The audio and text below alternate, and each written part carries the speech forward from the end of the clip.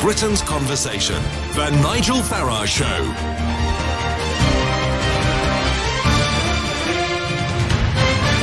Good morning, everybody. The stunning weather continues, and England cricket fans can't believe we've managed to beat India in the first Test match, so it's all good news. Until, of course, you talk about Brexit, which won't go away even in the dog days of August.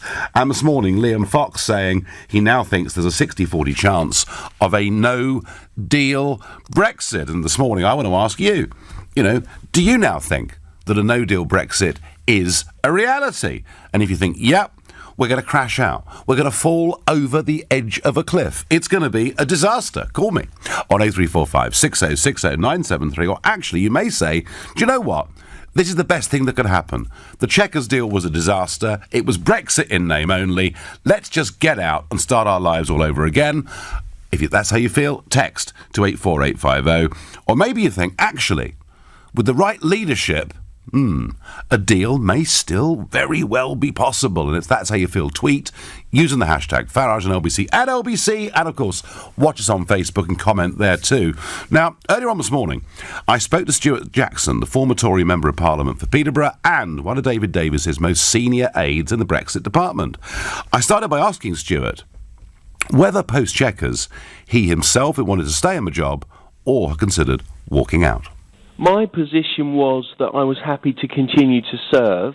I always assumed that when David went, I would go, because we'd worked very closely together, both when I was his parliamentary private secretary and in 9 Downing Street when I was his chief of staff.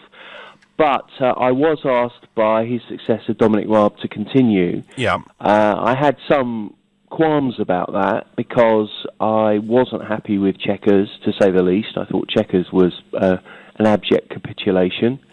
I wasn't happy with the downgrading of the role of the department to be effectively a civil contingency mini department and all the negotiating arms stripped out and placed in 10 Downing Street in the Europe unit. Was that downgrading continue? Was that downgrading clear to Dominic Raab when he accepted the post, in your opinion?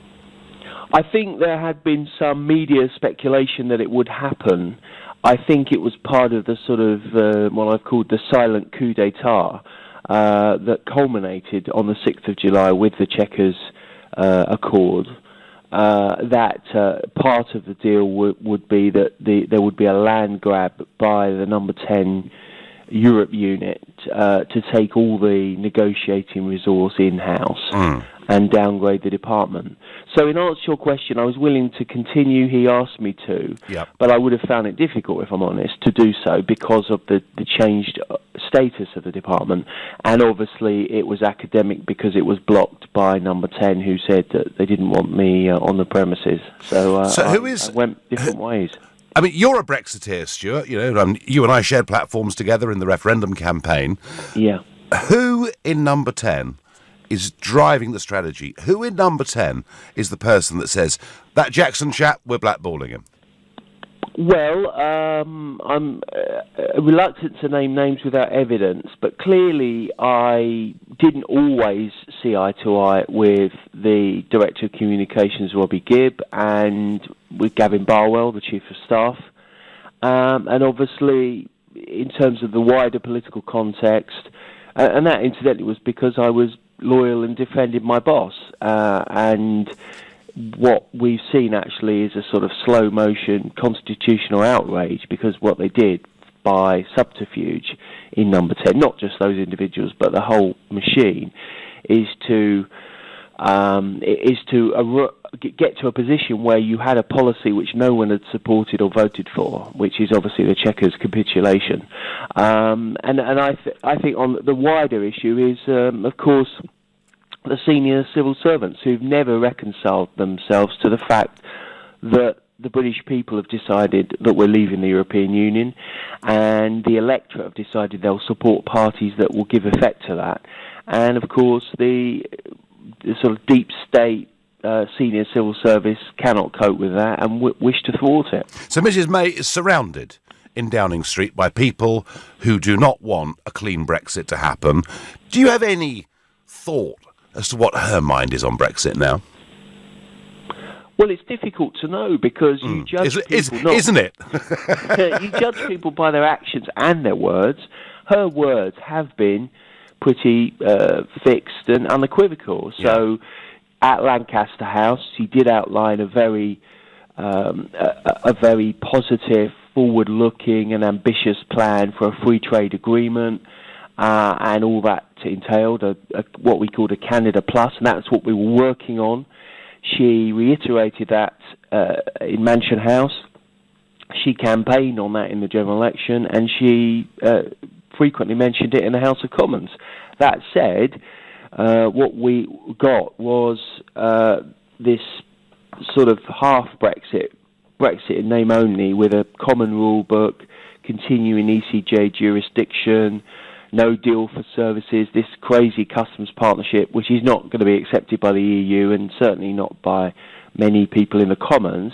And of course, we're going to have to pay a bill of up to £40 billion for the privilege. So what she said and what she's actually come up with are completely different things. Do you think she secretly really wants us to remain in the European Union in everything but name? Well, I've described her before as like a woman that's taken home a rather awkward IKEA cabinet, and she's exasperated she can't put it together. And that's her sort of attitude to Brexit. It's a problem that she needs to solve. And you need, a bureaucratic, mechanistic mindset like hers to sort of solve the problem. And in some respects, of course, she's very... She can be, on one hand, quite obdurate, but she's very focused, she's very committed to public service, she's very resilient, and I think you do need that skill set. But you also need someone who's absolutely positive, has vision, belief, and in principle supports Brexit. And I very much doubt whether she's in that category. Yeah.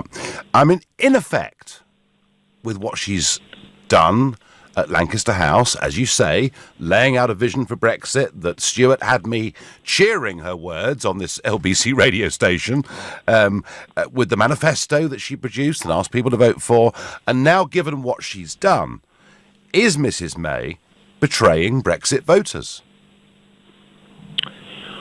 Well, I think a lot of Conservative supporters are very angry. I don't think the parliamentary party in Parliament knew, probably until they got back to their constituencies, and they're probably not there now, they're on holiday, which is fair enough. But when they actually come back from holiday at the end of this month and early September, I think they will see the sort of Alex Ferguson-style hairdryer treatment that they're going to get from senior people in their party, people on whom they rely to get elected. And those people in marginal seats with majorities under, say, 5,000 or 6,000 are going to clearly understand that if those people go on strike, or they shift to a potentially rejuvenated UKIP, which could happen, then the Conservative Party's in very serious bother. And were it not for the appalling leadership of Jeremy Corbyn, if the Labour Party had a decent leader of the likes of Blair circa 1994, the Conservatives would be 10 or 15% behind the polls at least. But let me ask you, Stuart. That is the position for Conservatives. But what do you think? That is the decision they've got to take. But what do you think? Do you think, effectively, Chequers is a betrayal of the Brexit vote? Yes, I do. I can't be equivocating on it. I don't think it's what people voted for. We voted absolutely to take back control of our money, our laws and our borders, and Chequers is about as bad a deal as you can get. It backed us in where we were a year or so ago. We were ready to go on legal text for the backstop for the Irish border.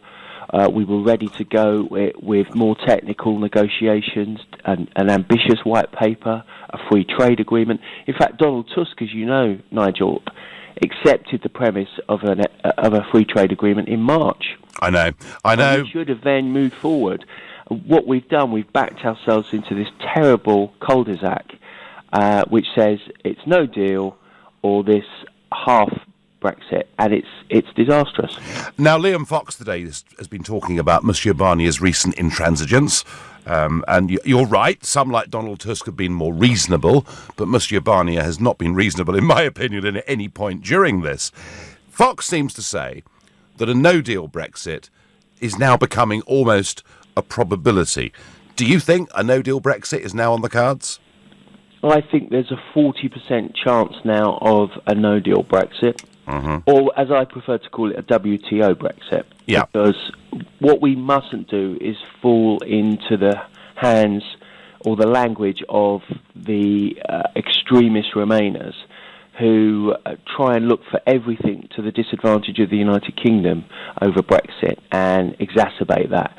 It's a fact that scores of countries across the world trade on WTO terms. Very successful, competitive, growing economies do. And, you know, I've looked at the no-deal scenarios. I was at the inter-ministerial groups pretty much every other week looking at the impact of what might happen and the contingency planning. There's a lot of rhetoric and nonsense about it. Yes, I mean, it might be a bit fractious and difficult for a year or so, but let's be honest, you know, third-party actions you cannot mitigate. You cannot have a contingency. If the French decide to be exceptionally difficult in checking passports, in checking every pallet and every lorry, and every van, but they'd be in breach of their own treaties. I mean, their own treaties talk about behaving well with neighbours, and Stuart, they could behave like that, I suppose. But I actually rather doubt it. I think French commercial interests would force them not to. But you're right, they could. They could. I don't think any of us quite know this autumn where this is going, No. And there could be a very, very big crisis at some point. But let me ask about you, because the current MP for Peterborough has some legal difficulties at the moment. There is potentially going to be a by-election in Peterborough. I understand, if that happens, that you won't be standing again. That's true, Nigel, yes. And so why? Has life in Parliament sort of dismayed you so much? No, I've thought the Peterborough constituency 5 times in the last 17 years, won 3 and lost 2. I had a good run, but I do feel it's now time for someone else to carry the banner forward and try and win the seat. Obviously, I was very disappointed to lose. I didn't expect to lose, like many Conservatives. 33 of us lost our seats in the general election last year. It was, I made it quite clear, and it's not a secret, I thought it was a lamentable campaign, and it shouldn't have happened. But you have to respect the people's decision, and for me, I've given it my best shot. Having said that, also, I would find it very difficult to go on the doorsteps to praise the Chequers agreement as the most optimal agreement that the Prime Minister can come up with in presenting to the European Union, and on that basis I think it's better that someone else goes forward as the candidate. I will be supporting them, obviously, as President of Peterborough Conservatives. Well, that was Stuart Jackson, former Tory MP for Peterborough and, of course, very senior aide to David Davis, using very strong language, describing Chequers as an abject capitulation. And when I asked him, is the Prime Minister betraying Brexit voters, the answer was yes. Strong stuff. Now, there could be a by-election in Peterborough. We don't yet know. The local MP is in some legal difficulties. He said he would not stand in that by-election because he could not stand, basically, for the Conservative Party on its current Brexit trajectory. But I was astonished this morning. Turned over the newspaper, got to page 2 of the Sunday Times, and there's a big headline: Farage eyes pro-Brexit seat in bid to become MP. Apparently, I've been discussing with close colleagues the prospect of me standing in the Peterborough by-election if it comes along at some point this summer. I'm going to tell you whether that is true or false. But for now, you're listening to the Sunday edition of the Nigel Farage Show here on LBC, and it's 19 minutes past 10. So according to Caroline Wheeler, the deputy political editor of the Sunday Times, I am eyeing up the pro-Brexit constituency of Peterborough, and if there is a by-election, I may well stand, according to sources close to Mr Farage. Well, all I can say, Caroline Wheeler. I don't know who your sources are, but you got the wrong ones. You could have always phoned me if you'd wanted to. I suppose it's a good story and it's a bit of fun, but it's completely and utterly untrue. In fact, Donald would call it fake news. OK, moving on. Are we headed for a no-deal Brexit? Is that a good thing? Is that a bad thing? What does no deal actually mean? Can I just be clear about one thing from a Brexit perspective? We voted for independence, not for a backroom deal done with Monsieur Barnier. And there is no deal with Monsieur Barnier, if dictated by him, that would allow us to break free of the European Union's rulebook. This is what he believes in. Remember, folks, I went and sat with him for an hour on the 8th of January this year, just to get completely clear where his mind was. Whether we're in the European Union or out of the European Union, the one thing he's absolutely determined to do is to make sure we're not allowed to have a different set of rules, what I would call a competitive advantage. Do I want a deal? I want a WTO deal. You know, if the European Union are not prepared, and let's have one last go. Let's have one last go. Let's go to them and say, look, we've wasted our time, frankly, for the last couple of years. We're getting nowhere with this. We're quite happy to have a Canada-style free trade deal with you. After all, they're offering one to America at the moment. They've done one with Canada. The American one could even include financial services. So they'll do trade deals with other people around the world, just not with us, despite the fact they sell us nearly £100 billion of the goods every year more than we sell them, despite the fact they call us Treasure Island, because there are 5.5 million jobs in Europe directly linked to selling goods into this country. We have an incredibly strong negotiating position, if only we recognise it. So let's have one last go. Let's say, right, let's have a Canada-style trade agreement. Let's get it sorted out in the next 10 weeks. Let's all know where we are. If you're not prepared to even countenance that, then we will be leaving on the 29th of March next year at 11 p.m. UK time, and we will have a WTO deal. What does that mean? This use of the word no deal is misleading. It's language dictated by Remainers to make us feel like we'll be falling off the edge of a cliff. We won't. There are internationally accepted rules under the World Trade Organization for doing business, and yes, with our neighbours, of course. We've got to sort out healthcare. We've got to sort out how aeroplanes land in each other's countries. We've got to do things that any normal set of neighbours would do and do all around the world. It is not beyond the wit of man. It is not difficult. But I just feel that the whole Brexit debate has moved. We voted to leave the European Union. We voted to be free, to take back control of our money, our laws, our borders, and we're bogged down discussing the details of a deal, which the establishment tell us, if we don't stay pretty much as we are, would be a disaster. How do you feel? How does Margaret, a new caller to this show from New Ash Green in Kent, feel? Good morning, Margaret. Good morning, Nigel. How are you? I'm well. I'm frustrated with Brexit. I mean, goodness gracious me. But other than that, I'm loving the weather and trying to enjoy the summer, Margaret. What about you? Jolly good, exactly the same. Good. My question would be to Theresa May, Miss Kittenhills as I call her. Right. Why on earth was there not preparation done from the very beginning for no deal? I mean, with all these checkers... Yeah. Do everything. Yeah, it's an awful lot of sense. And some... Margaret, that line's rubbish. I'm going to get you back on the line. Simon is calling from Basingstoke. Good morning, Simon. Yes, good morning, Nigel. I think we're looking at this too negatively, because I think, given how compliant Theresa May has been, I think she has proved definitively that there is no deal to be done with Europe. Basically, every red line she's described, she's allowed. She's given concessions to the European Union and said, "Okay, we'll do what you want to do," and they still don't want to make a deal. So I think what we need to do is we need to make it clear that we're done negotiating, and that we will leave on WTO rules. And there are huge benefits to us if we do that. That the recent Amazon's corporation tax scandal, the day we leave, we can end the tax treaty with Luxembourg. Simon, isn't this interesting? Isn't this interesting?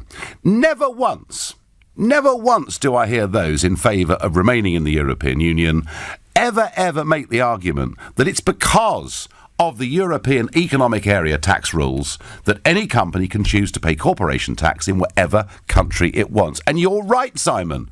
Leaving would give us back tax sovereignty, and we could start charging Amazon more money, couldn't we? We could, and also we would be collecting the WTO tariffs, the EU tariffs on non-EU country imports. We currently send 80% of that to the European Union.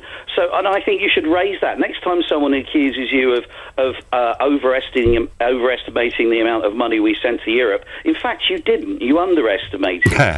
OK, no, I get the point. Simon, thank you. And Simon there is not scared of the WTO option. Rob from Bolney says, we voted to leave the EU. No deal is right up my street. Get on with it. Peter in Lansing says, does no deal mean no divorce settlement? By which he's talking, of course, about the £40 billion that for some reason Theresa May has promised to the European Union. There are better things we can spend our money on. Paul is a new caller from Northwich in Cheshire. Good morning, Paul. Hi, Nigel. So, is no deal a realistic possibility in your view? No. OK, explain why.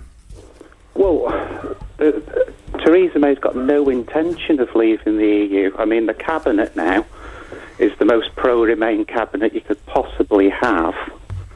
And what's the purpose of staying in the EU? It's collapsing anyway. Well, it's certainly got its problems, Paul. But we've, when you hear Liam Fox saying there could be a no deal, do you think he is truly representing the Prime Minister's mind, or this is all just a front, and actually they're going to cave in further in the autumn? I couldn't see it not being a front, because there's no will there to leave the EU. No, Paul, you've made that point with great clarity, and Paul is right. The Prime Minister doesn't believe in Brexit. She can't even say today she believes in Brexit.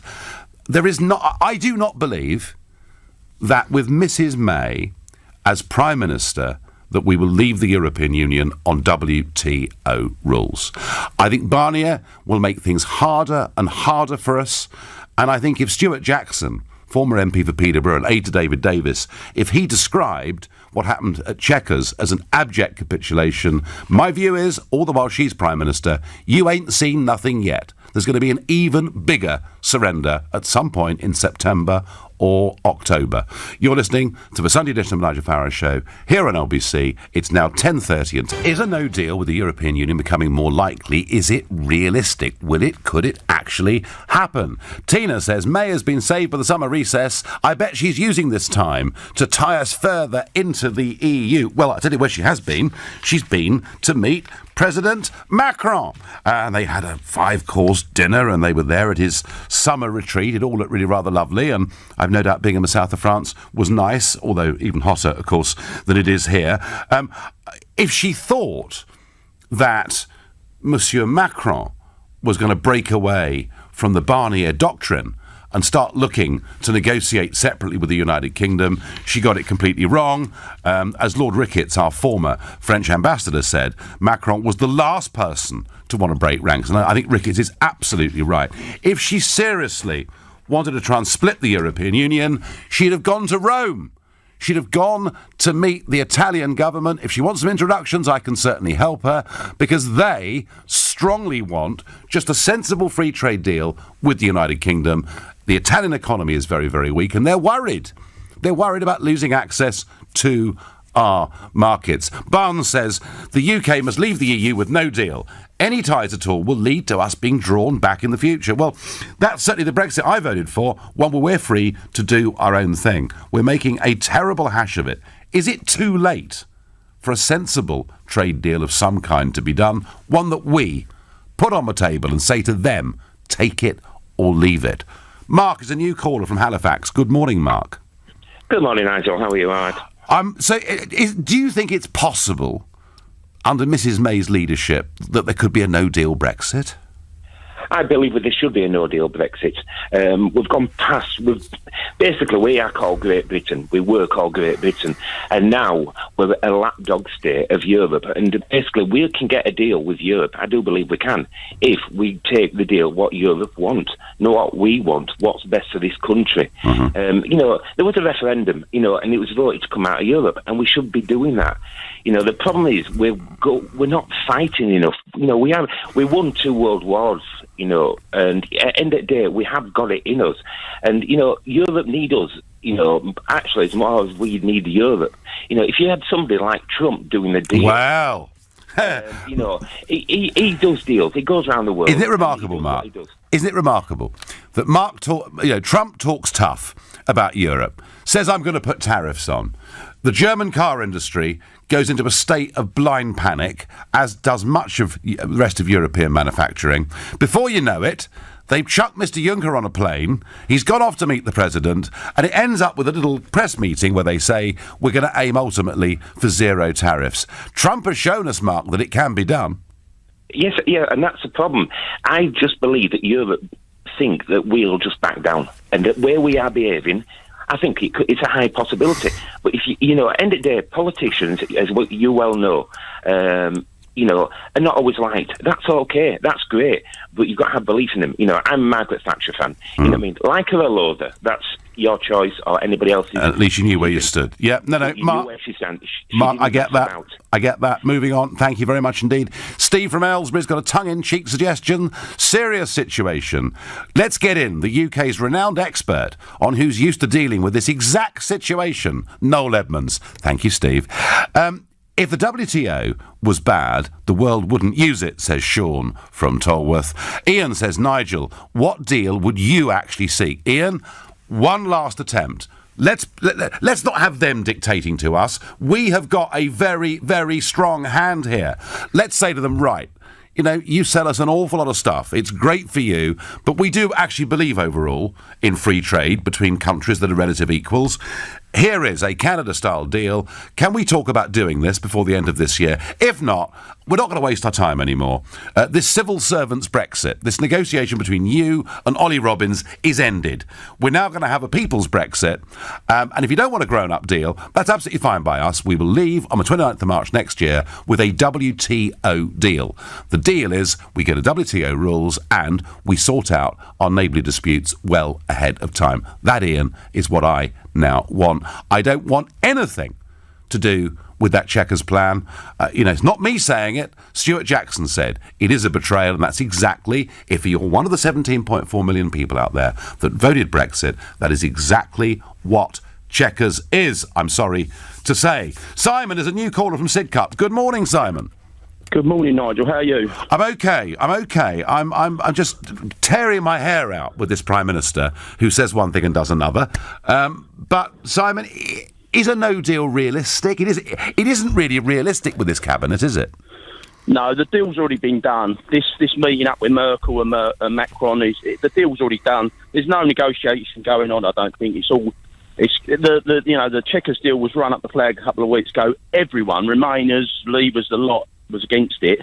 She's going to go out there now and retrieve it and then run it up as a victory. So, this is just talk. I mean, I saw this morning that Gove's come out and said, there's going to be a no deal, and a few of the others are saying it's not going to happen. Yeah, I mean, are they saying it because they realise that post-Chequers, a deal which Michael Gove appeared to support enthusiastically, are they saying it because they fear that unless they talk about the prospect of a no deal, that half the Conservative Party is just going to abandon them, desert them, or shout at them in the street, as a youngster did to Michael Gove, accusing him of betrayal?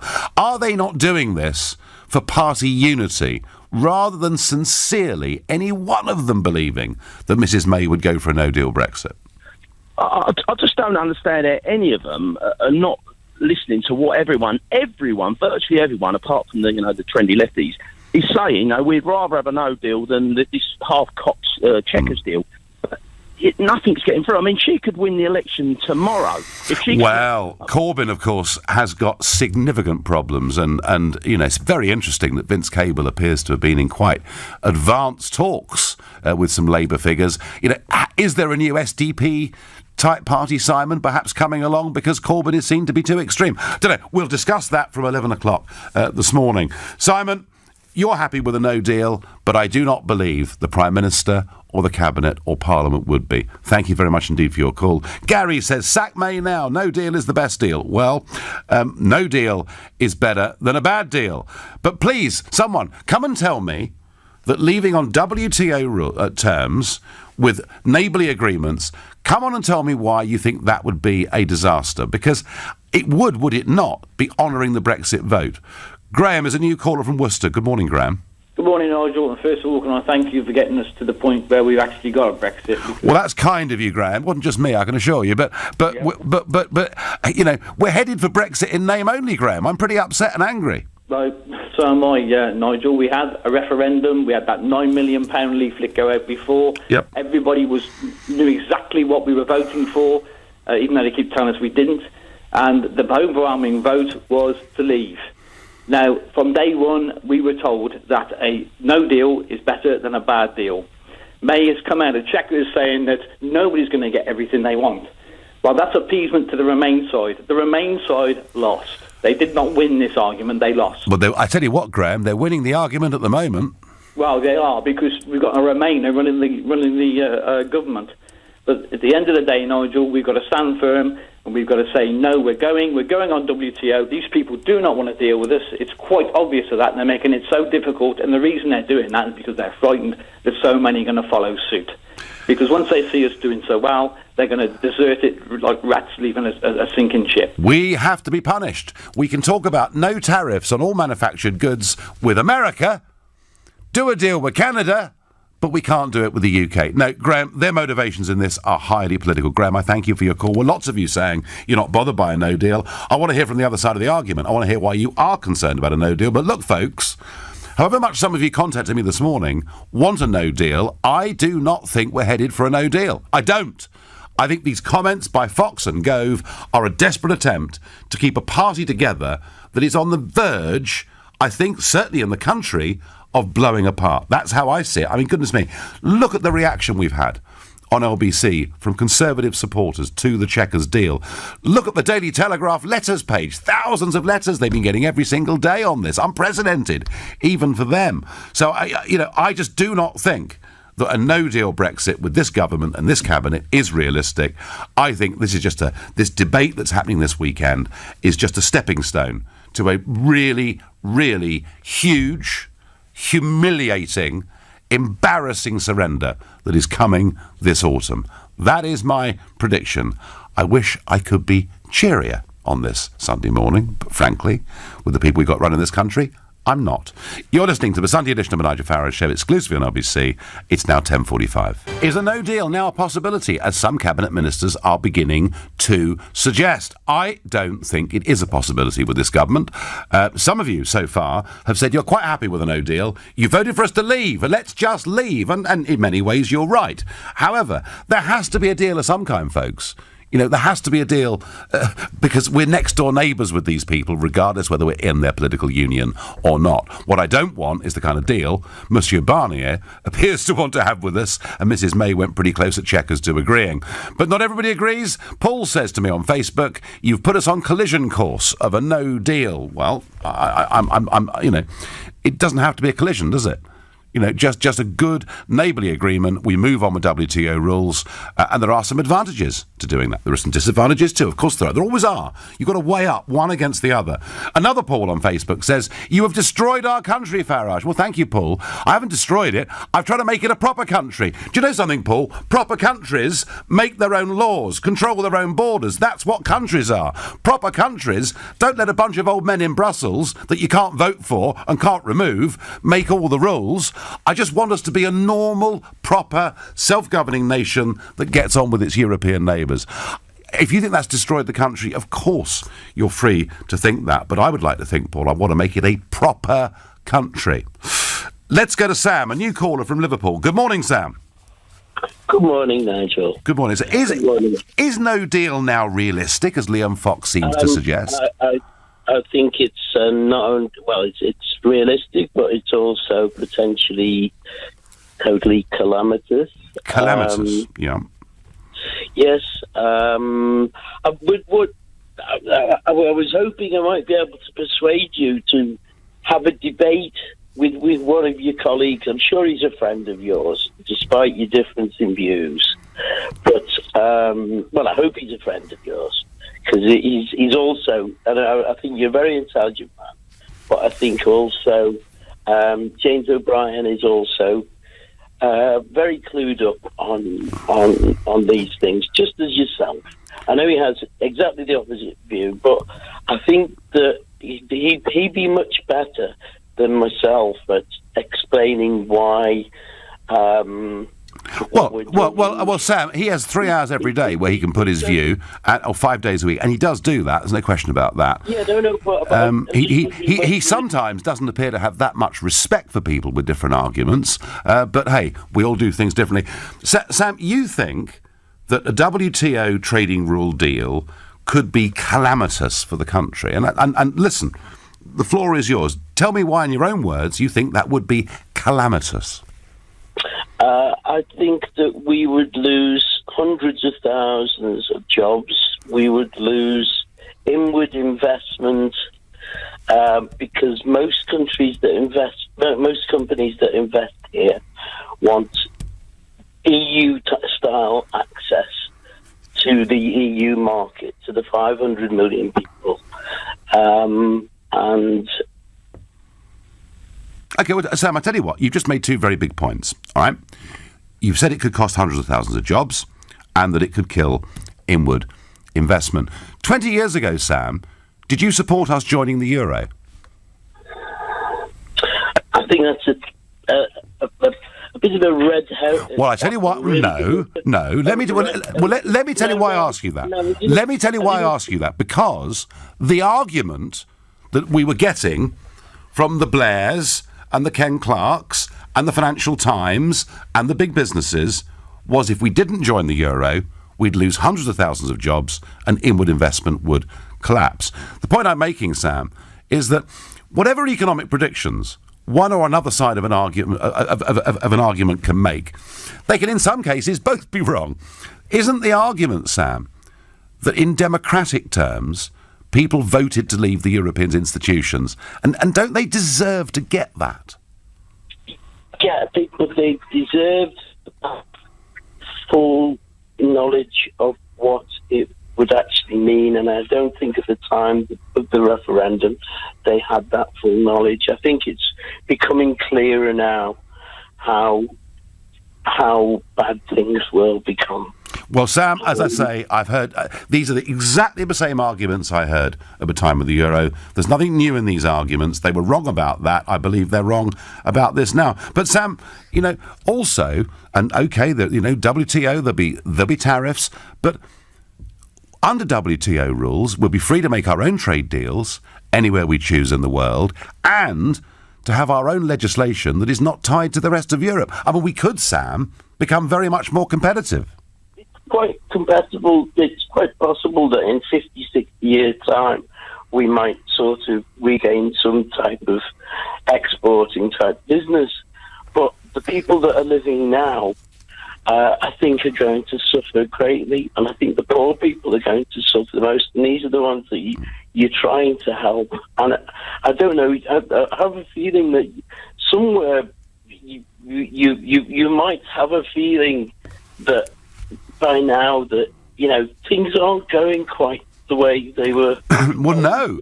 Things, and that's because we've got a government that's not delivering Brexit, Sam. They're trying to sort of steer this middle course of Brexit in name only, which effectively leaves none of us particularly happy with where we're actually being taken. Sam, I thank you for your call. I thank you for making your points. And Sam is full of economic doom and gloom if we leave the European Union, and it was important that we heard that point of view. Martin is another new caller from Tower Hamlets. Good morning, Martin. Good morning, Nigel. Nice to talk to you. Good to talk to you. So, do you think, under this government, we could be headed for a no deal? Well, I think Liam Fox's announcement was more directed at the EU. For me, the biggest threat is about Article 50 being extended along with the transition period. Yes. And I think this is a major headache for most parties, isn't it? And I think if they could kick it into the long grass until after the next election, I think that would be a hell of a temptation for them, isn't it? Well, that's my prediction, Martin. My prediction is that come the autumn, we'll make yet more concessions, we'll be humiliated further, but there will be a massive establishment attempt to say, time has now run out, and this, of course, suits Barney here beautifully. Time has now run out. We can't do anything before March the 29th. It's technically impossible. We must suspend Article 50. And that, I think, Martin, is going to be the big campaign of the autumn. And I totally agree with that. And I think, everyone, Project Fear, a lot of people are buying into Project Fear. Your last caller is obviously an example of that. But what's so wrong about WTO? Because most of our trade is outside of the EU, and we seem to manage quite well. So what's the problem? I'm going to Southampton this afternoon, Martin. I tell you what, there'll be no shortage of containers coming into Southampton this afternoon from China. There'll be tens of thousands of them. And, hey, they're doing quite well, aren't they? Exactly. And these EU markets, they're not going to walk away from us. They need our trade. We're a valuable market to them. So that if they don't do it through the EU, they'll do it through WTO. We are a valuable market. We are Treasure Island, Martin. Exactly. And most of our trade is outside of Europe anyway, and we manage quite well. So I'm afraid this Project Fear, a lot of people are buying into this Project Fear, and it's very misleading, and I think politicians are being very dishonest. They want to kick this into the long grass because it's a problem for all of them. And delay it. But Martin, your point that it would suit them all to kick it beyond the next general election is a very shrewd political observation. I thank you for it. Anthony on Facebook says, WTO would be a disaster because it means a hard border in Northern Ireland. Does it, Anthony? Why? Why can't we have trusted trader schemes? Why can't we ask people who are selling us goods from Northern Ireland just to register online what those goods are and to pay the appropriate tariff? Do we distrust the Dublin government so much? Do we think they're going to become international smugglers? I don't actually believe that. There is no need for a hard border. And by that you mean troops, along the Irish border. The images that we remember from the Troubles. There's no need for any of that. Let's go to Steve in Maidenhead, another new caller to this show. Good morning, Steve. Hey, Nigel, how you doing? Morning. I'm fine. A lot of people seem to be unconcerned by No Deal, which says to me that when they get Project Fear, whether it's Mark Carney from the Bank of England or Peter Mandelson or whatever it is, they just don't believe anyone anymore. Absolutely. I absolutely have no belief in anything. They've cried wolf so many times. So unfortunately, that Project Fear side of things for me, it's why bother? I mean, at the end of the day, they're just trying to fear. I spoke to a friend of mine about this a couple of days ago. The sad thing is, he's sort of fatigued by all this now. He's almost like, I can't be bothered with Brexit anymore. Which I wonder if that was the aim all along. I think that is quite a tactic, isn't it? Just to grind us down with daily negative news stories, which is what we get from the Remain campaign, and hopefully people will say, hey, do you know what? This Brexit thing, forget about it. Exactly, and I'm not going to. I said to him, look, get your mojo back. He's going on holiday, he's coming back, and then hopefully he's ready for the autumn. And the thing is that the reason I rang in was on the WTO side of things we talked about. I mean, if May holds her position, Barnier holds his position, we will end up in WTO, because neither at the moment... Yes. Steve, whilst that's true, I just do not believe that's even a possibility with this cabinet, this Prime Minister and this Parliament. Here's the thing, I've got no worries with WTO. There will be hassle in the short term. In the long term, it'll all settle down. This business will then adapt to the new reality, and as business does. So I've got no issues with the WTO. There will be short-term pain, I would suggest, and hassle, but there we go.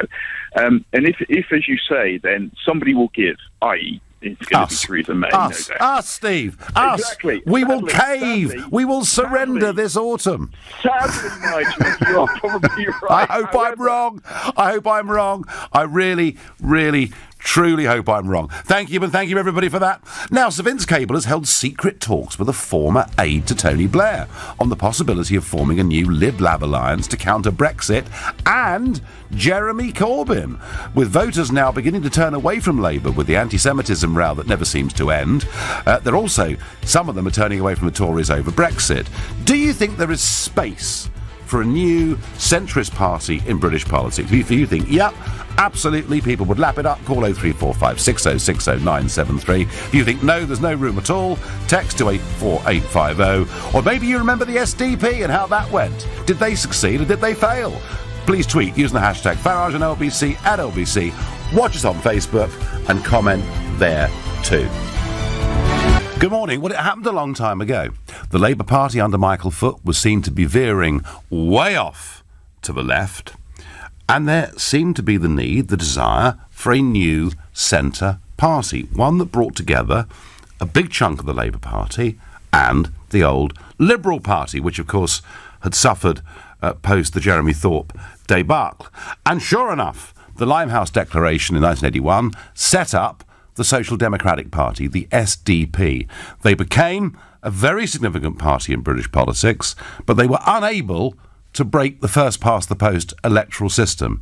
I personally know quite a bit about that issue too, though you could argue that the setting up of the SDP did actually lead to a big reform within the Labour Party, albeit after a bitter internal civil war, one that Kinnock had to fight and John Smith had to fight. But you could argue that Tony Blair came along as Prime Minister because the SDP had actually, in political terms, laid the foundation for virtually everything that was the Blair project. So it has happened before in relatively recent time. But the fact that this week Sir Vince Cable, leader of the Liberal Democrats, has held a meeting with Philip Collins, a Times writer and a former aide to Blair and a vicious critic of Jeremy Corbyn, is there the possibility now of a new centre party being formed in politics? And let's be honest, it has for Jeremy Corbyn been an even more miserable week than that had by Mrs May over the last few weeks. I mean, they're all in trouble in many ways. But this anti-Semitism row simply will not go away. The Labour Party will not accept the International Holocaust Remembrance Alliance's definition of what anti-Semitism is. And even though Corbyn writes articles in The Guardian, I will root anti-Semites out of Labour, they do not speak for me, it doesn't seem to matter what Corbyn says, because with everything he says, a new story, a new revelation comes out about a meeting he was at or groups of people that he knows. And of course, his big problem is what he has described in the past, people like Hamas and Hezbollah as friends, and they have a very, very anti-Israel, if not anti-Semitic reason for being. Now, Tom Watson this morning, has spoken out in very, very strong terms. He really has said that shame is being brought upon the Labour Party, that the party needs to take a good, long, hard look at itself, or it will be unelectable. The other aspect to this is, of course, we can't get away from it, Brexit. There are people in this country who think we simply just should not leave the European Union, that anything must be done to reverse the Brexit result. So a new centre party would be one that did not accept the leadership of Corbyn, did not like the leftward direction of the Labour Party, let alone the allegations of anti-Semitism, but it also would be a party that believed in staying part of the European Union, and it would be headed up by people who wanted us to join the Euro and probably ultimately would still want us at some point in time to join the Euro. Is there space out there for this party? Well, I've always thought there isn't space, because it's always seemed to me that actually the Tory party are pretty centrist these days. That not massive differences on many social policies or economic policies even from the other parties. But I have to say that the trouble that Corbyn is in, the leftward drift or not even a drift, is it? It's a bit more radical than that. But these allegations around Corbyn, I thought this would all come out in the general election last year. I couldn't believe he got through the election looking like a sort of youth cult figure. I always thought some of this stuff would come back to dog him. I didn't realise it would take so long. I do think, with the trouble Labour are in, there is some room for a centre party. I don't think it would be huge, but it would be a lot bigger than the Liberal Democrats are right now, as they consistently poll 6 to 8%. There's a chunk of Labour who would easily go for this party. The question is, would there be, as there were back in 1981, 4 senior cabinet figures who would make this step? I don't know. Tom is a new caller to this show, and he's calling from Creef up in Perthshire. Tom, is there room for a new centre party? Whether there is room for it or not, Nigel, and it's great to talk to you. Good morning. It is going to happen. It has to happen. Because the divisions within the Labour Party as we knew it, I think no longer exists. There has been a coup, and what we now call momentum, what we used to call militant, have taken over, effectively. And it suits them very well to have a purge of people so they can get rid of them. The moderate Labour folk. And actually, I actually feel quite sorry for those people, because I cannot possibly vote for Jeremy Corbyn, whatever he says now. It doesn't matter if they change the definition on anti-Semitism. We're too late. I look at the man's political record. He is a man who has stood with terrorists and not stood for his own national anthem. That tells me everything I need to know. Tom, why has it taken so long for this narrative to take hold? I thought this would happen last year. Why has it taken so long, do you think? Because I think those people, and some of the group within the Conservatives, the Anna Soubry's and so on, who of course was STP, if I remember She was, correctly. absolutely, yep. Right? Yep. So these people know, they understand politics very, very well, and they understand two things. That he who owns the name, Conservative or Labour, it doesn't really matter. It's the proverbial pin the rosette on a donkey. And it's the first past the post voting system, Tom, isn't it? That is the other big element. So the new party, if it's going to survive, has to espouse first past the post. They can no longer argue for a referendum on the matter because we've been there and done that. So they will ultimately... Although, Tom, it was it'll be like a striking match. It was very, very unsatisfactory referendum, though, wasn't it? Because for some reason, Nick Clegg agreed to a referendum on an electoral system you couldn't explain in one sentence, and that actually wasn't proportional in any way at all. It was preferential. It was bizarre, Tom. And that Nick Clegg is a product of the EU explains a lot, don't you think? Well, in many ways, it probably does. I mean, typical EU nonsense. He came up with the most impenetrable, nonsensical system and expected people to believe it simply because he said it was a good idea. Yeah, it was dreadful. I mean, I wanted electoral reform, Tom, and I did join that campaign. I even shared a platform with Eddie Izzard and people like that. But I have to say, Tom, it was a huge mistake. But maybe you're right. Maybe calling for electoral reform so shortly after a referendum on it is just not going to be the case. Tom, are you naturally a Labour supporter? Yeah, I mean, I'm a working class guy, Nigel. I have never been a member of any political party, and from my point of view, I'm calling you from Creef in Perthshire. I'm Scottish by birth, okay? But I am in the comfortable position in the many ways that I don't vote for anyone. I vote against the SNP. Right, yeah. So whoever in the various elections, be it council elections, Scottish Parliament, UK elections, and still the EU, God help us. I just look at the way the thing works and who is most likely to defeat the SNP, and I will vote for them. So Creef, and I remember I've campaigned in Creef, I mean a long time ago, 20 years ago, and I campaigned in Creef because, I think it was 1995 or 6, because, more than 20 years ago, because there was the death of the Conservative Member of Parliament. Correct. For Creef. What was his name? Sir Nick? Nicky Fairbairn. Fairbairn, that's right. He was a larger-than-life, hard-drinking, backbench Tory MP. A gentleman of the tartan trews, if you recall. Yeah, I mean, there's no way anyone like that would ever become a candidate for the Conservative Party, but he was a character. So, do you, Tom, given that That's a concern. So would you, as a working-class Natural Labour supporter, would you vote Conservative then to stop the SNP? Absolutely. You would? I voted Tory last time. You did. Interesting. Very interesting, Tom. Thank you for your call. And Tom there saying, whether there's space or not for this centre party, he thinks it'll happen. He thinks Anna Soubry's going to be in it, Vince Cable's going to be in it, and who knows is going to be in it from, effectively, New Labour, as opposed to Jeremy Corbyn's Labour, which is having a miserable week. Carl is calling from Cuddercott in Hertfordshire. Good morning. Good morning, Nigel. How are you? I'm well. Is there room for a new centre party, Carl?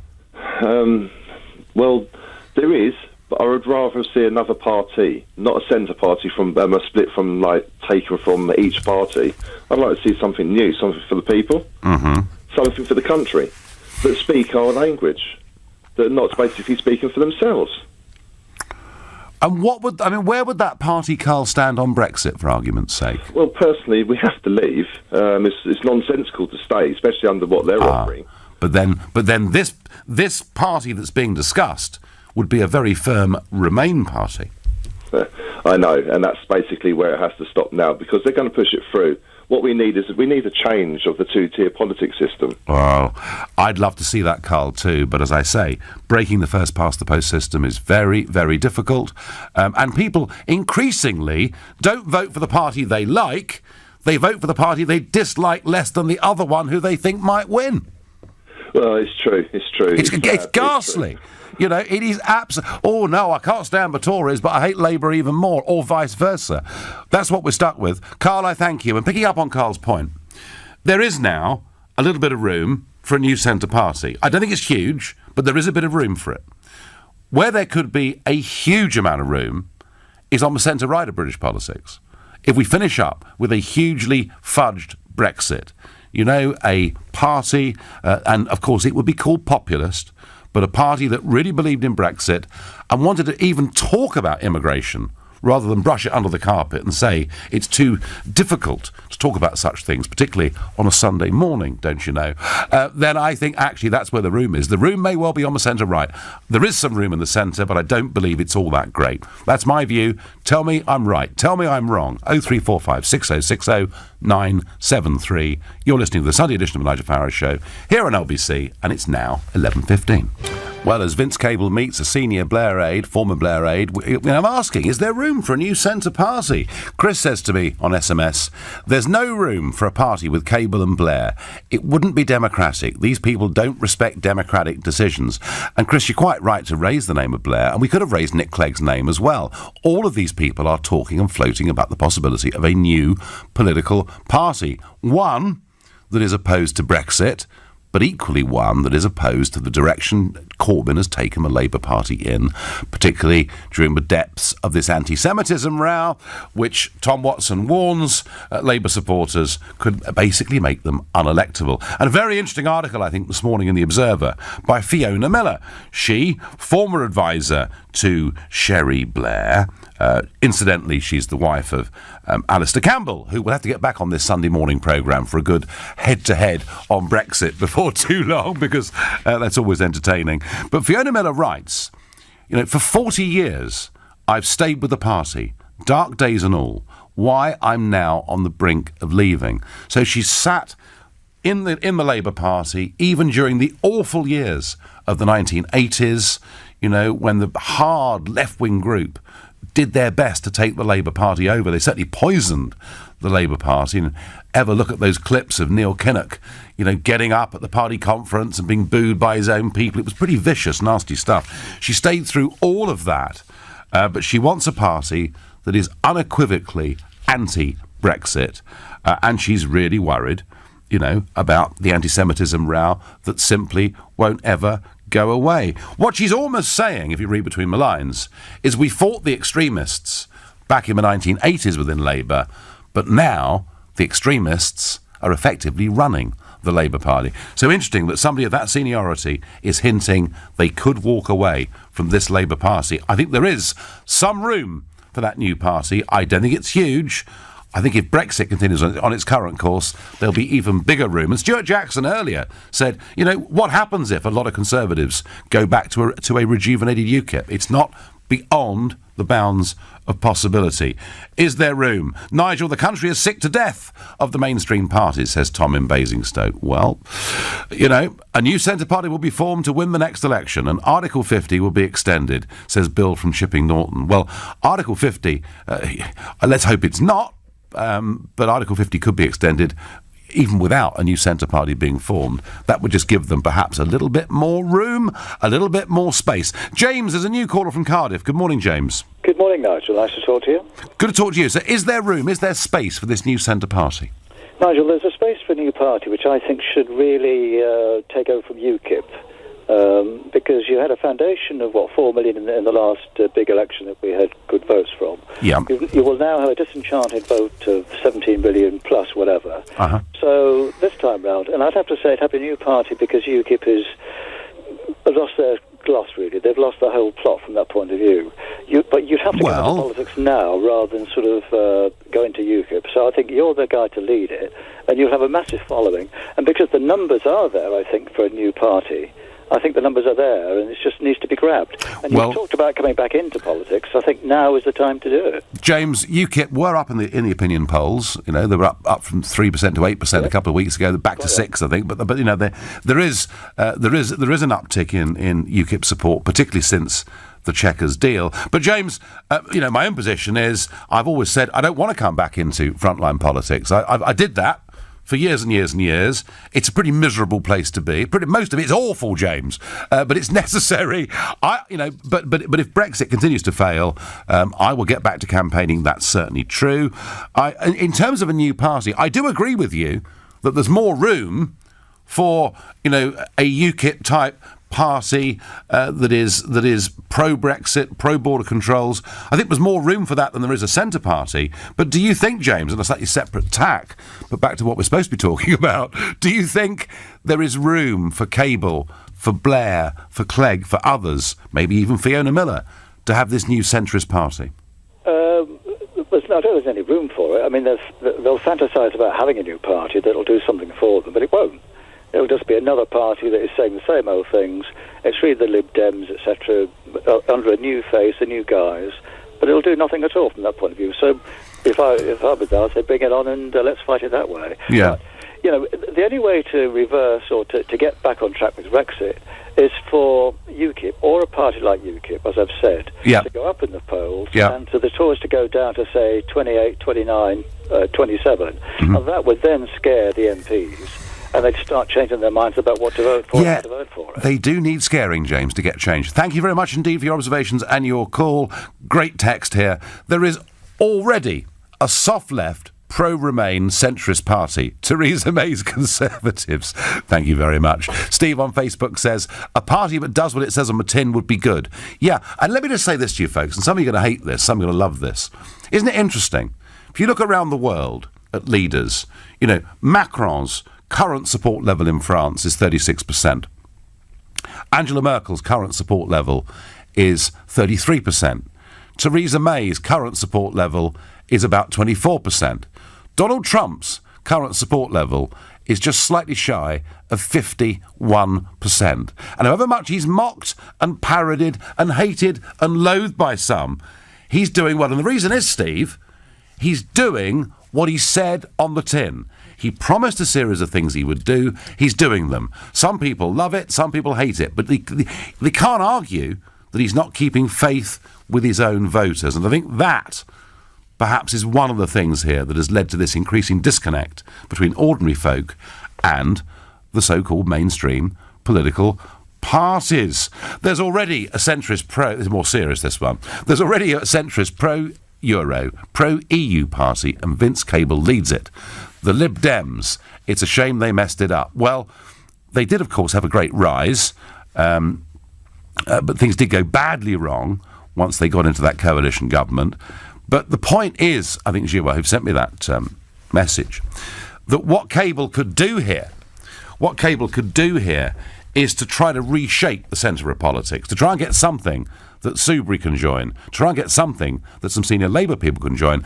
I think there is some space for it. I really, really do. Because I don't think that Corbyn's problems are going away in a hurry. But I also see with the Labour membership, his position right now is pretty much impregnable. Simon on Facebook says, would you join the Conservatives if they, 1, offered you a job, and 2, could help with Brexit? If they offered me a job, Simon, well, they've offered me safe seats before, but I've turned them down on the basis the party did not stand for the things that I believed in. If I was to help them with Brexit in any way at all, I'd be better doing it not as a member of the Conservative Party, I think, in many, many ways. I certainly wouldn't. I couldn't be bribed by them, let's put it like that. And Simon, frankly, the prospects of this Conservative Party wanting anything to do with me under Mrs May's leadership are, to be frank, pretty remote. Nick is calling from Slough. Good morning, Nick. Hi, Nigel. First time speaking to you, fella. Well, very pleased to have you on the line, Nick. Is there, could Vince Cable, is he about to break the mould of British politics? No, he certainly is not. I really don't think there's any need or space for any new parties. I mean, serious question, Nigel. How many parties are already out there? How many have been formed over the last decade? Oh, loads. I really think that there's plenty to choose from. Now, obviously, I'm biased in what I'm about to say, but I think UKIP are the only party that this country needs, especially to get what the 17.4 million people voted for in June 2016. However, Nigel, you're not going to like this. Now, I've heard you say that you'll come back and lead UKIP if Brexit No. Nick, can we please? This is how we get these ridiculous stories in Sunday newspapers. What I've said is that the UKIP leadership is up for grabs at the end of March next year. That's the time when Gerard Batten's position is open to challenge. And I've said if Brexit continues on this sellout course, I would seriously consider putting my name in the ring. That's all I've said, Nick. Well, I can't speak on behalf of all UKIPers, Nigel, but I can speak on behalf of the ones that I know, and they don't want you to, and you'll come back anyway near UKIP. Now, let me remind you, you're the reason I started getting involved in politics 10 years ago, okay? Yeah. So you said, and I'm sure you did, you said you'd come back to frontline politics if any backtracking. There's been backtracking ever since the vote was cast. You weren't bothered. As far as I'm concerned, you were too busy in America, then on LBC. You then, this is your biggest mistake, Nigel, you then went on that left-leaning anti-Brexit show, The Right Stuff, and said, whether it was tongue-in-cheek, you said, we may need another vote to shut the likes up of Tony Blair, Nick Clegg. Well, we may well, Nick, because they may force a second referendum upon us. The Remainers were smiling ear to ear when they heard you say that. The poster boy for Brexit, the actual epitome of Brexit, and they heard you say that, and they were just smiling ear to ear. You made their day, their year, their life. You really didn't need to say that. Nick, Nick, I was trying to alert people to the fact that a major campaign for a second referendum was on the horizon. And now we know that George Soros is funding it. I wasn't wrong, was I? No, you weren't. But look, like I said, Thank you. I think you had plenty of chances to try and come back and try and work your magic with UKIP and get what the 17.4 million people voted for. And I just think you're far too busy in the US of A and now on LBC. And I just think you're... Well, Nick, you're right. I haven't given my all to this. I only gave UKIP 25 years of my life. I should have given it a lot more, clearly. Nick, UKIP can carry on its current course, and it may well do extraordinary things. For my own part, I'm very worried about backtracking on Brexit. It's not all over yet. Something miraculous may well happen. Nick, I thank you for your call. Let's... reflect on what Nick said there. He thinks UKIP is the party, that it's got the right leader in the shape of Gerard Batten, and that is more likely to transform the political scene than anything Vince Cable is doing with Labour. Let's reflect and think about that. You're listening to a Sunday edition of the Nigel Farage Show, exclusively on LBC, and it's now 11:30. And the other subject, of course, that is really dominating everyone's conversation isn't Brexit woes or whether there's going to be a new centre back. What's really dominating is, of course, the weather. I just had a few days in Cornwall. It was gorgeous down there. I've never seen so many people in the sea in this country, and it just seems to go on and on and on. By my calculations, we're in about week 11, I think, of really remarkable summer weather. Meanwhile, of course, on parts of southern Europe, we're reaching temperatures that are actually very, very serious and a threat, a genuine threat. I always poo-poo when the government here puts out amber warnings and red warnings, but I think actually the situation in parts of Europe is actually pretty serious. Helping us through all of this is, of course, legendary weatherman John Ketley. Good morning, John. Yes, good morning, Nigel. So things in Europe pretty serious, yeah? Very, very hot indeed, it has to be said. It's been getting hotter as time has gone by this summer. you've got to remember that as the summer goes along, it dries out, it completely dries out, it's tinder dry everywhere, so there's no moisture to evaporate, which means to say that the temperatures continue to rise and lift up the air temperature. So at the moment, I'm just looking on today's values. Yesterday we got 45 in the south of Spain, Seville, that sort of area. Wow. Today it's currently 39 in Turkey. It's been very hot in Turkey as well, it has to be said, but I think everybody's looking now at Spain and Portugal as being the hot spots today, and it's already 35, 36 degrees, even in the Balearic Islands, that's Ibiza and Mallorca and Minorca, which is very unusual. The highest temperature so far in Ibiza this year was 30th of June when it got to 35, 36. That will be beaten today by the looks of things. But the higher temperatures will be down in the south of Spain and Portugal, so it is threatening this highest ever of about 47, 48 degrees, something like that. And they're extraordinary, sort of about 115, 120 in something like that, and counting, in Fahrenheit. Yeah. Yes. I know, absolutely. Is it the similar weather phenomenon in Spain and Portugal that we're getting in this country? Well, it is a very stationary situation we've got this year. You know, the jet stream is the one that it really controls the weather across the whole of the northern hemisphere. They've got a jet stream in the south as well, southern hemisphere, but ours is the northern jet stream, which is pushed right up towards the Arctic Circle, which we've talked about recently, Nigel. So it does mean to say that things have become very stagnant, and all the warm air is pumped way north into northern latitudes, and there's not a lot changing things at the moment. But I have to tell you that things are about to change, and there will be a big change as we go through the week. Right, we're all ears, John. Tell us. Well, I think eventually we're going to see even cooler weather coming down into southern Spain. So the jet stream will start to flex its muscles. It's going to move across central and northern Europe a little bit more from west to east. So that means to say we're going to allow much cooler, more changeable conditions to come into the UK first of all. And even down in Cordoba and Seville, where it will reach this 45, 46 today, it could be down at 34 degrees in about 9 days' time. I wonder what that'll feel like after 47. Yeah. They'll be putting the coats on, won't they? Well, equally here, of course.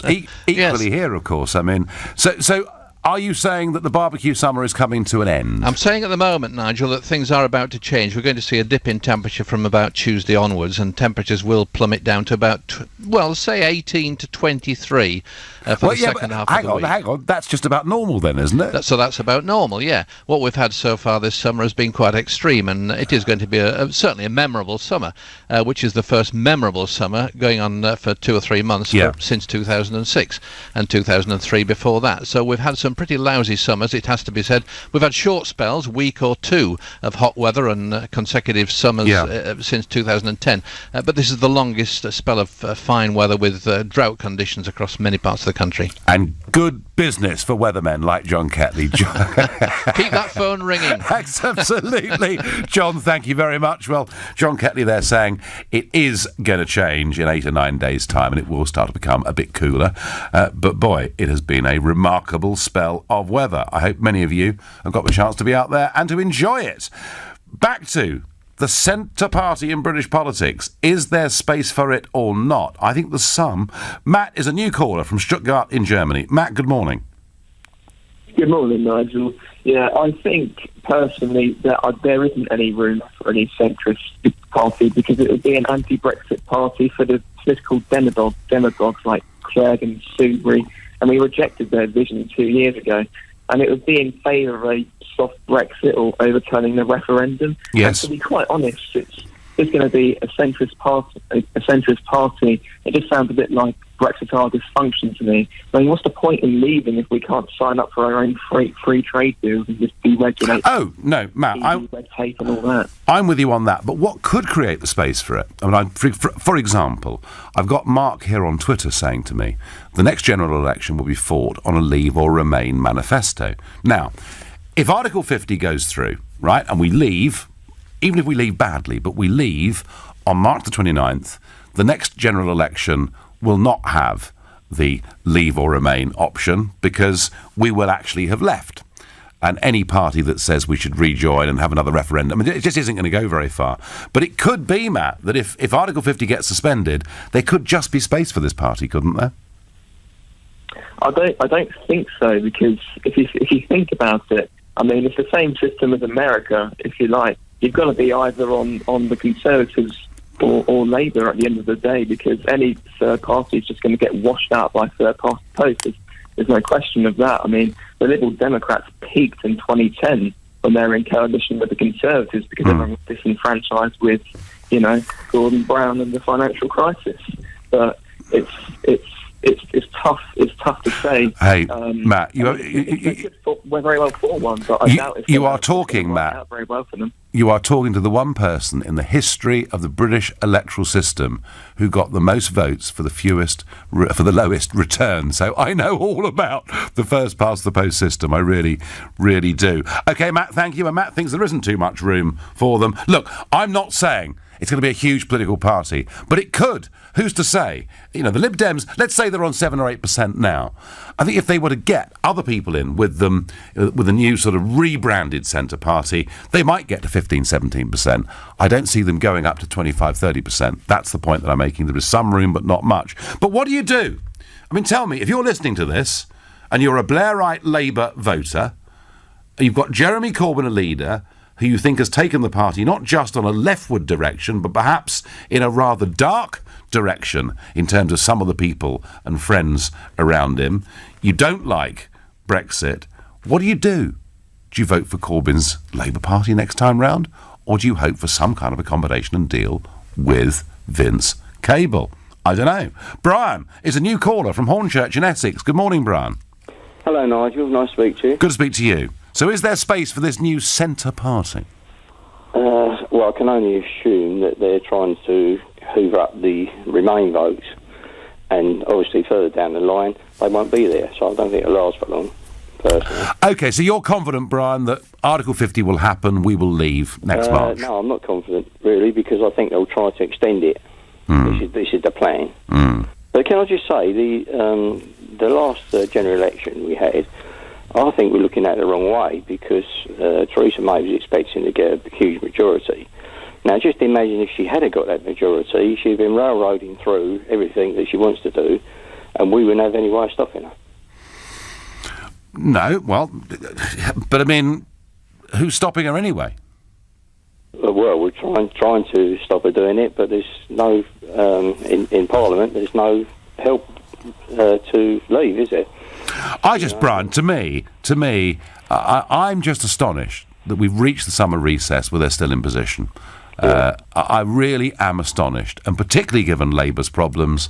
If there was a time for the Tory party to have a quick leadership election, it would be right now during this month of August, and they haven't had the bottle to do it. Brian, I thank you for your call. I'm going to move on to Bill, a new caller from Southampton. Hello there. Oh, hello there, Nigel. So, is there room for this party? Can it succeed? Absolutely not. Right, go on. No, it's been tried, on a number of occasions, and as you, described a bit earlier on, the Labour Party had that split when David Owen and Vince Cable moved out to form the SDLP. You mean Roy Jenkins? Collapsed, and now what we're left now is the Liberal Party. No, I don't think that because of the first past the post system in this country, it just cannot succeed. I hope they give it a go, but it's not going to work. The other side of this is that if you look at the voting pattern in the country, 17.5 million people in this country voted to leave the EU. Yep. Now, where are these? Where's this new party going to pick its votes up from? If it's one of its main manifesto pledges is it's going to be a party that wants to take us out of the EU. I think it's absolutely doomed to failure. Well, it wants, it wants to stop us leaving. Bill, there's much more room. There's much more room for a pro-Brexit party and the things Brexit campaigners campaigned on. There's much more room for that than there is for a centrist pro-EU party if the Conservatives carry on with their current course, and Labour too, because they're all supporting simply Brexit in name only. Nigel, there is room for a sensible, balanced, socially liberal and inclusive pro-Brexit, pro-democracy, pro-equality party. That's what we need, says David in Ascot. So David thinks there is room. There's some room, David, but I don't think there's really very much. That's my view. You're listening to a Sunday edition of the Nigel Farage Show here on LBC. It's now 11:45. Before we get back to whether there's room for a centre party, I want to say this. I just can't believe these constant attempts to rewrite history. to take our own moral position today and to apply it by going back to past historical figures. And I say that because Cambridge University have just removed a bust and a portrait of Jan Smuts. Who, you ask? Well, he did at one point become the Prime Minister of South Africa, but he was crucially one of the leaders of the Boers against the British back at the turn of the century. He, in the end, negotiated a peace settlement with the British. He then fought with the British in 2 world wars. In fact, in World War II, he was the person in the world closest to Winston Churchill. They were pretty much inseparable for much of the war. And he is a remarkable historical figure, Smuts. He really is. There's a statue of him in Parliament Square. He's not someone that gets talked about very much, but boy, you look at those wartime pictures, look at the big conferences that Churchill went to, who was with him, who was his confidant during the bad times as well as the good times. It was Jan Smuts. And yes, he did lead a country that was white rule, and Smuts, of course, as Prime Minister, supported that. But he wasn't one of those that supported racial segregation. He wasn't, like many who came after him, and supported a policy of apartheid. Certainly not, even by his own, but even by the standards of the time. He was not an extreme person. And I think, actually, what we ought to say is rather, to Cambridge University, rather than Mr. Smuts being a figure of oppression, without people like Smuts, we wouldn't have beaten totalitarianism, we wouldn't have beaten the Nazis, and where will we all be? Can't keep rewriting history, folks. Otherwise, Washington, D.C., George Washington kept slaves. They worked for him on his plantations. Are we to rewrite, and rename our towns, our villages? We simply can't do it. We may not approve of the way things were done in the olden days, but that is how they were. Our job is to make tomorrow better, not to try and rewrite yesterday. That's my view. Right, back to British politics. Nigel, if you're not going to lead UKIP, could you sign up for Tottenham and help us win the league? Thank you, Colin. You said you wouldn't be part of a May government, but what about a Boris or a Jacob one? Sean, I don't see myself being part of any government, all right, but I would like to see a Conservative leader, and maybe even a Labour leader, that generally wanted to push for Brexit and the advantages, both democratic and economic, that we could get from it. Fred is a new caller from Matlock in Derbyshire. Good morning, Fred. Good morning, Nigel. So Vince Cable is looking to up the game of the centrists in British politics and the pro-Remainers. Can he do it? Quick observation. Look at Cable's support in the country, and anything Blairite's toxic. I can't see. I honestly think that their vision is being bounced back from the Westminster boundary. Then it's certainly not looking in the country. No, but Fred, there must be a lot of people who voted for Blair in 3 elections, and may have voted since 2 for the Labour Party, who look at Corbyn and say, we can't vote for this guy. Absolutely. I'm a small businessman. I have been for 40 years. You only get 2 for manslaughter, by the way. I know. Tough running your own business. I know. I've been there. Well, we're getting there. I've never been busier since the Brexit vote. I'm not going to read too much into that because it'll get thrown back in my face. But at the end of the day, we need a party that does what it says it's going to do. And Theresa May's always been under suspicion, and now she's just showing her true colours. What we do need is people to take their courage in hand and come forward. As you say yourself, there's never a better time for an election for their leadership. Absolutely, but they've all blinked, Fred. None of them have had the guts. All right, so basically, you don't really think there's much space at all for a pro-Remain party? No, absolutely not. All right, there's no desire in the country that we voted for that, and that's that. OK, Fred, thank you. Very down-to-earth. Fred says we voted for it, that's that. Well, if only it was, in some cases. This new party will be a total flop, I get, by text. Think there really is scope for a new centrist party, although we have no expectation of logical candidates being bold enough to act, says Edward. Well, Edward, in a sense, it's the same problem, isn't it? I've just been critical of Conservatives who weren't prepared to wield the knife, to get rid of May, to use August, to get the party back on track and get Brexit back with a fresh approach. But similarly, there's nobody, there's Fiona Miller suggesting she might leave, Tony Blair seemed to be talking about a new centre party, but perhaps without as Fred just mentioned, that much public support for Tony Blair out there still in the country? Are there senior Labour figures who would jump ship and work with Cable to form something new? You know, with the first past the post electoral system, very difficult to see it. So I'm going to go on making the argument. There is some space, but there isn't very much for a new centre party. Philip is calling from Bridgewater. Good morning, Philip. Good morning, Nigel. How are you today? Okay? I'm okay. So is there room for Mr. Cable and his gang, or is it just the talk of Notting Hill dinner parties? Is it just the Liberal elite that think there's room for this, and it's not so out in the country? I don't think Vince Cable or any of the Blair or any of those people have got a hope in hell. They've had their chance.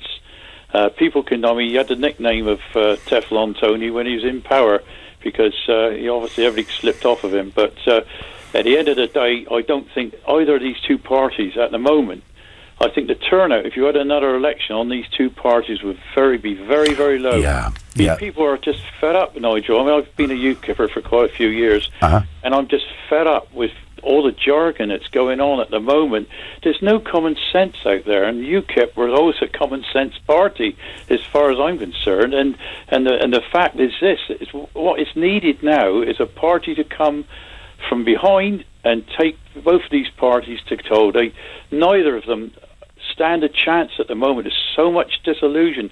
Everyone you talk to are fed up, really fed up with Brexit and everything else to do with the parties that we've got now. They've been lying. I mean, Theresa May is lying all the way through. When she stood outside number 10, when she took the job. Do you really think she's lying, Philip? Oh, my God. I turned to my wife and I said, she's lying.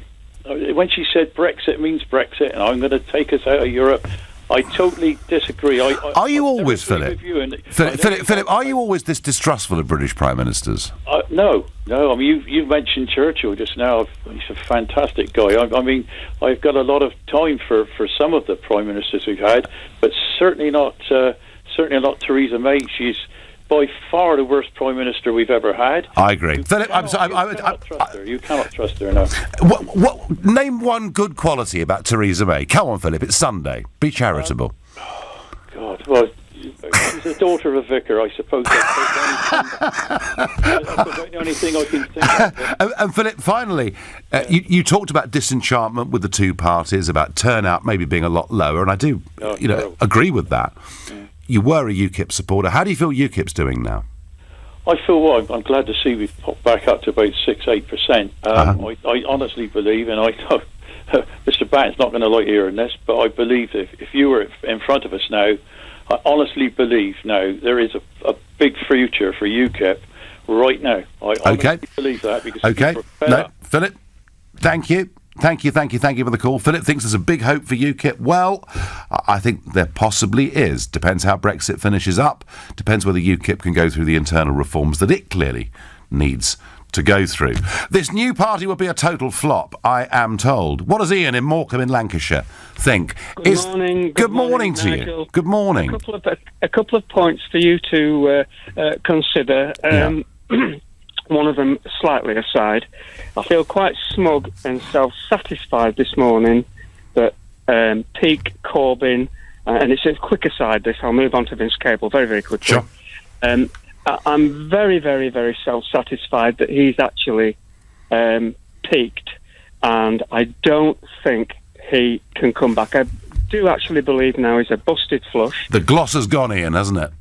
I think it's gone. It's the older dad. No more Glastonbury. No more the cheering adulation. No, Nigel, certainly not. And you know, there's an older adage: you can't uncook a cooked egg. And even if that's a very Lancashire expression, isn't it? even if he had 4 aces left in his hand, they'd all be redundant now. Because you just can't bring yourself anyway. No, you've made that point. I've let you enjoy yourself. Now, thanks. I am really enjoying myself this morning. Now, let's get back to the point. Yes, let's look about dysfunctional governments in the UK, and they all are, all 6 of them, from north to south and divide east and west. Now, the worst 2 at the moment that are the big 2: Labour, Conservative, going nowhere, totally dysfunctional. It's embarrassing for the pair of them. Now then, are you telling me that you could separate some parts of the Liberal Democrats and the probably slightly left of centre ex-Tony Blair politicians and bring anything truly about? All you're doing is bringing extra dysfunction on top of what is... But what I'm arguing, Ian... Dysfunction. But what I'm arguing, Ian, is there are millions of people out there who voted for Blair, who like Blair's policies, who are, in fact, social democrats in many ways, and who are looking at this anti-Semitism row that Corbyn appears to be incapable of ending, and are saying to themselves, what do we do? Surely with all those millions of people, and with the fact that the Liberal Democrats exist, and they're there on 7 or 8%, surely there is some potential for a coming together. What about first past the post with this ridiculous idea when it didn't work in the Michael Foot era with when the Lib Dems came together? They could not actually manage to do anything. No, they couldn't. The post. Ian, you're right. The biggest barrier to all of this, the biggest barrier to any genuine change in British politics is the first past the post system. Thank you very much indeed to you, Ian, and to all of you this morning. You've been listening to the Nigel Farage Show. I'm back tomorrow night at 7 p.m. At 3 this afternoon, it's Ian Payne. But up next, it's Majid Nawaz. Thank you, Nigel.